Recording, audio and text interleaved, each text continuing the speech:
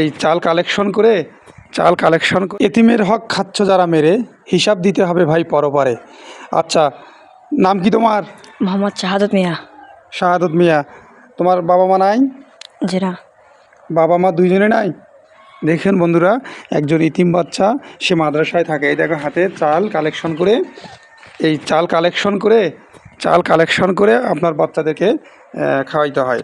তো বড় হুজুরেরা পাঠাইছে, তুমি ধরো এটা। তো যাক, ইতিমের হক আমরা কখনো মারবো না।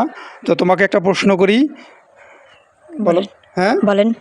আচ্ছা, বলো তো, আমাদের এই সৃষ্টি জাহানের মালিককে? আল্লাহ। রিজিকের মালিক? আল্লাহ। আচ্ছা, এই যে তোমার টুপিটা ছিঁড়ে গেছে, বুঝছো? এই তোমার টুপিটা ছেঁড়া। আমি তোমাকে একটা টুপি নিতে কত লাগে? 50 টাকা। 50 টাকা। আচ্ছা, এই যে তুমি আমার বেটার জন্য দোয়া করবা, ঠিক আছে? জি। আর এই যে তুমি একটা কি কিনবা? টুপি। টুপি কিনবা, ঠিক আছে?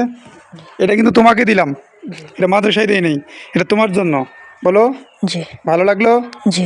সবাইকে একটা সালাম দাও। আসসালামু আলাইকুম রহমতুল্লাহি ওয়া বারাকাতুহু। বড় হয়ে কি হবা? বড় হয়ে হাফেজ হব, মৌলানা হব, মাদ্রাসায় চাকরি করব। মানুষের সেবা করবা, তাই তো? জি। আচ্ছা, হাফেজরা সবার আগে থাকবে ইনশাল্লাহ। তুমি বড় কিছু হও, তোমার সামনের দিন আরও সুন্দর হোক। আল্লাহ ভরসা।